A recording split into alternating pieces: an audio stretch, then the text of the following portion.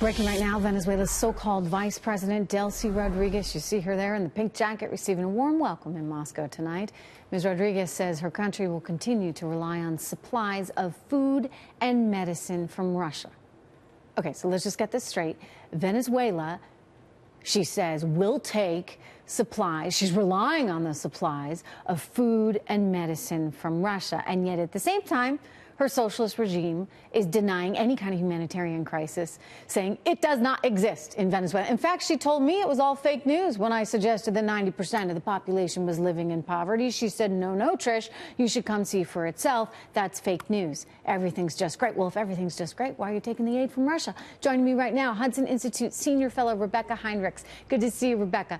What do we do now? All right, because we're in a situation where Juan Guaido, the guy that we recognize and the whole free world recognizes as the president of that country, is not recognized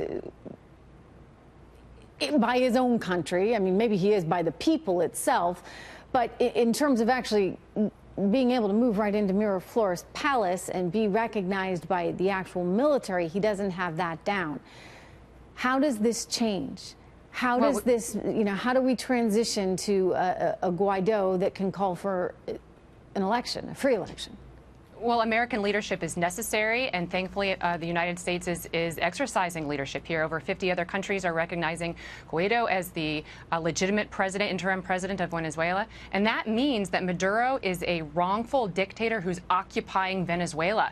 And the Russians still obviously recognize Maduro as the legitimate president. So they're recognizing an illegitimate man who's occupying the state. And I find it really interesting, Trish, you mentioned in the last segment the congresswoman who recognizes Maduro and doesn't recognize the United States position. She is supporting Russian propaganda by saying that this aid from the United States is sort of a precursor to a military invention. That's what the Russians are saying, and it's lies. The only people who are being provocative and aggressive here are the Russians themselves. The United States supports a peaceful transition of power. Well, I mean, they don't want a transition of power. Maduro certainly doesn't. Delcy Rodriguez certainly doesn't. And by the way, the Russians don't either, because they got a good, sweet deal going on, right? And the minute, they don't have that deal anymore, they're going to be kind of upset. And I think in a new government, with actual democracy there, it's going to be a much more competitive landscape, and they're not going to get the same kind of deals that they once had. They also won't be able to maybe hang out in an area so close to the United States of America. It's strategic for that reason.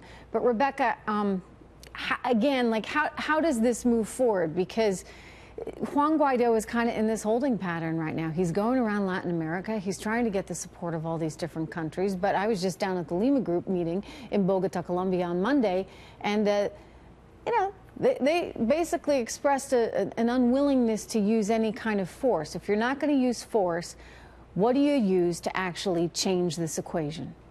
Well, you have to dry out all of the access to funds from Maduro and his henchmen, which the United States is working on doing, and you continue to put the economic squeeze on these people. You continue to put pressure on Russia. Russia talks about how it wants to get aid to them. They just blocked a UN resolution that would provide aid to the Venezuelan people, so they're trying to weaponize this aid to prop up Maduro. But time is not on the Russian side. It's not on Maduro's side.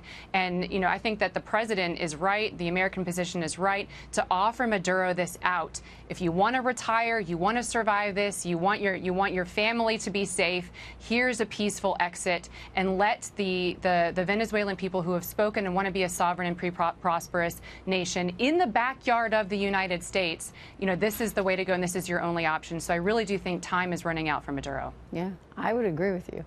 If I were him, I'd take the deal. Problem is, the Cubans may kill him before he gets the opportunity to do that, because don't forget, the Cubans have a big say in all of this and effectively are running that country right now. Rebeccah Heinrichs, it's very good to see you. Thank you. We'll talk to you some more on this story.